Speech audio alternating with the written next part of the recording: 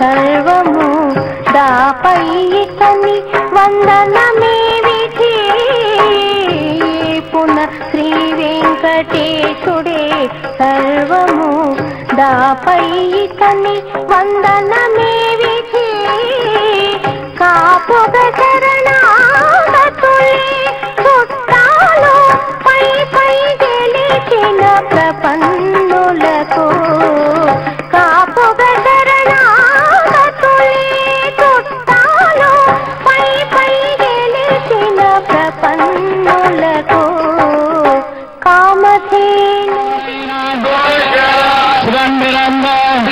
శ్రీరాముడి గట్టిగాడనే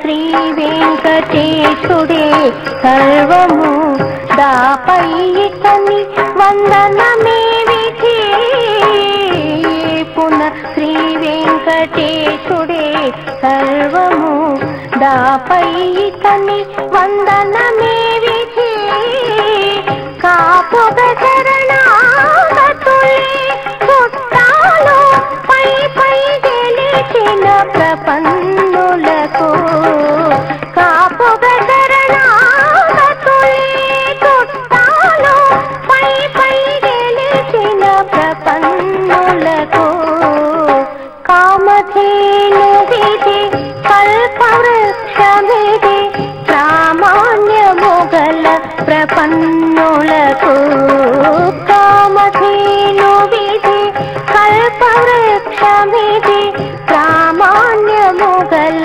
ప్రపన్నులకు కామధేను విధి కల్పవృక్షమిది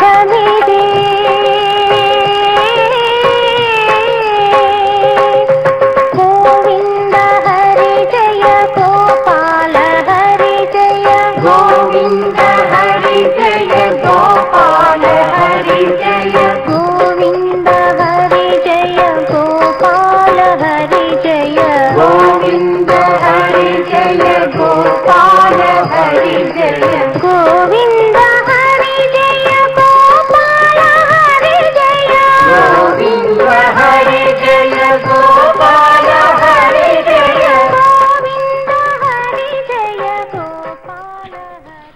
గోవిందనామం ఆనందదాయకం, కల్పవృక్ష వాహనం భక్తి భావన, వీక్షించే భక్తుల మనస్సులో సద్భావన, సదాలోచన, సత్సంకల్పం ఇవన్నీ కూడా నింపడం కోసమే స్వామివారు ఈనాడు కల్పవృక్ష వాహనమే దర్శనమిస్తూ ఉన్నాడు. శ్రీమద్భాగవతం భక్తి భావాన్ని పెంపొందించడం కోసం నిరంతరము అనేక మంది అనుసంధానం చేసేటటువంటి దివ్య గ్రంథం. అందులో చూడండి, కల్పవృక్ష వాహనం మీద స్వామి ఉంటే స్వామికి ఎంతో ఇష్టమైనటువంటి తులసి, అది కూడా ఒక వృక్ష విశేషమే. ఇక్కడ ఈ భక్తురాలికి ఆ కైంకర్యాన్ని ప్రసాదించాడు స్వామి. ఇక వృక్ష సంపదను ఒకసారి మనం చెప్పుకుంటే, లలిత స్కందము కృష్ణమూలము సుకాలాపాభిరామంబు, లలిత స్కందము కృష్ణమూలము సుకాలాపాభిరామంబు, మంజులతాశోభితమున్ సువర్ణ సుమన సుజ్ఞేయమున్, సుందరోజ్వల వృత్తంబు మహాఫలంబు విమల వ్యాసాల వాలంబునై, గలయున్ భాగవతాక్ష కల్పతరు ఉర్విన్ సద్విజశ్రేయమై. లలిత స్కందము కృష్ణమూలము సుకాలాపాభిరామంబు. ఎలా ఉన్నది శ్రీమద్భాగవతం అనేటటువంటి కల్పవృక్షము? అనేకమైనటువంటి భగవద్గుణానుభవం చేసేటటువంటి ఆ ఋషి సంస్కృతి అంతా కూడా ఆలవాలమై ఉన్నదట. సుకాలాపాభిరామం అంటే శ్రీశుకుల వారు మహానుభావుడు భాగవతాన్ని పరీక్షణ మహారాజ్ అనే మిషతో మనందరికి అందించాడు. సువర్ణ సుమన సుజ్ఞేయమున్ సుందరోజ్వల వృత్తంబు. అది ఎంత విస్తరించి ఉన్నదంటే, ఎంత దూరములో భక్తులు భగవంతుని ధ్యానిస్తూ ఉంటారో అంత దూరము కూడా ఆ దివ్యమైనటువంటి ఆ వైభవాన్ని చెప్పేటటువంటి సుందరోజ్వల వృత్తంబు మహాఫలంబు. ఆ వృక్షం నుంచి లభించేటటువంటి ఫలాలు ఎలా ఉన్నాయంటే, ఎవరు ఏ విధంగా భగవంతుణ్ణి శ్రవణం, కీర్తనం, స్మరణం, పాదసేవనం, అర్చనం, వందనం, దాస్యం, సఖ్యం అనేటటువంటి విధానంలో కోరుకుంటే ఆ విధమైనటువంటి ఫలాలు ఇచ్చేటట్టుగా ఉన్నదట. మహాఫలంబు విమల వ్యాసాల వాలంబునై. బాగా విస్తరించి ఉన్నది. వేదవ్యాసుల వారు కదా అనుసంధానం చేశారు. బాగా విస్తరించి ఉన్నటువంటి ఆ వృక్షం ఎంత గొప్పదో. విత్తనము చిన్నదైనా వృక్షం మహా గొప్పది. అందుచేత గలయున్ భాగవతాక్ష కల్పతరు ఉర్విన్, శ్రీమద్భాగవతం అనేటటువంటి ఒక కల్పవృక్షము ఈ భూమండలం మీద సూర్యచంద్రులు స్థిరముగా ఉన్నంత వరకు, స్వామి యొక్క వైభవం నిరంతరము కొనసాగుతున్నంత వరకు భక్తులకు వసుడైనటువంటి భగవంతుడు కాబట్టి భక్తవత్సల గోవింద భాగవత ప్రియ గోవింద అని మనం గోవిందనామంతో వేడుకుంటూ కల్పవృక్ష వాహనం మీద స్వామిని దర్శించి మహద్భాగ్యంగా భావిద్దాం. మరిన్ని విశేషాలను శ్రీ హేమంత్ కుమార్ గారి ద్వారా తెలుసుకుందాం. శ్రీవల్లభేతి వరదేతి దయాపరేతి భక్త ప్రియేతి భవలుంఠన కోవిదేతి నాథేతి నాగశయనేతి జగన్నివాసేత్యాలాపనం ప్రతిపదం కురుమే ముకుందా. ఆపద మూర్ఖుల స్వామి, అడుగడుగు దండాల దేవర, ఆర్తత్రాణ పరాయణ బిరుదాంచితుడు శేషాద్రినాథుడైనటువంటి శ్రీ వెంకటేశ్వర స్వామి ఈరోజు 4వ రోజు ఈ ఉదయం ఇక్కడ ప్రశాంతమైనటువంటి వాతావరణములో, లేలేత కిరణాల ఆవిర్భావములో, కల్పవృక్ష వాహన సేవలో భక్తుల కోర్కెలను తీర్చడానికా అన్నట్లు మన ముందుకే వస్తున్నారు. వృక్షం అంటే చెట్టు. ఆ చెట్టు నీడనిస్తుంది, ఫలాలనిస్తుంది, ప్రకృతికి శోభను చేకూరుస్తుంది. ఎండిన తరువాత కూడా ఆ చెట్టు తన తనువును చీల్చి ఇస్తుంది. అంటే కట్టెల రూపములో కూడా ఉపయోగపడుతుందన్నమాట. కాలిన తర్వాత కూడా బొగ్గులుగానూ ఉపయోగమే.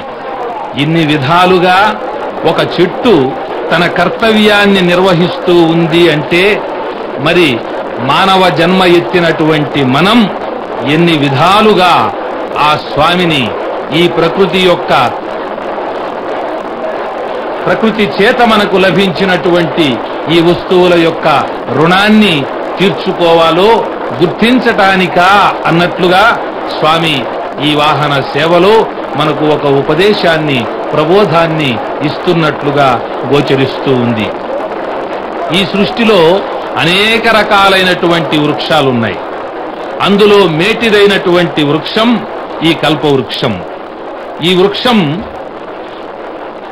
ఈ వృక్షానికి ఉన్నటువంటి గొప్పదనం, ప్రత్యేకత ఏమిటి అంటే, మిగతా వృక్షాలు కేవలం పండ్లను మాత్రమే ప్రసాదిస్తాయి. కానీ ఈ వృక్షం వాంఛితం అనేటువంటి ఫలాలను, అంటే కోరినటువంటి కోర్కులను తీరుస్తుంది, ప్రసాదిస్తుంది, అనుగ్రహిస్తుంది. కాబట్టే ఇది కల్పవృక్షమైంది. అటువంటి వాహనం మీద ఉన్నటువంటి స్వామి మనం కోరినా కోరకపోయినా ఆయనకు తెలుసు ఎవరికి ఎంత ఇవ్వాలో, ఎవరి మనసులో ఏముందో. ఈ కల్పవృక్షం నీడన ఉండేవారికి ఆకలి దప్పులు ఉండవు. అంతేకాదు పూర్వజన్మ స్మృతి కూడా కలుగుతుంది అని ప్రతీతి. ఆ స్వామిని, జగన్మోహనాకారుని సౌందర్యాన్ని, సౌభాగ్యాన్ని చూస్తూ అన్నీ మరచిపోయి, అదిగో చూడండి, ఆ భక్త బృందం తన్మయత్వంతో, గోవింద నామ పారవశ్యంతో మత్తెక్కి భక్తజన కోటి అంతా కూడా స్వామి యొక్క కరుణా కటాక్ష వీక్షణ స్పర్శతో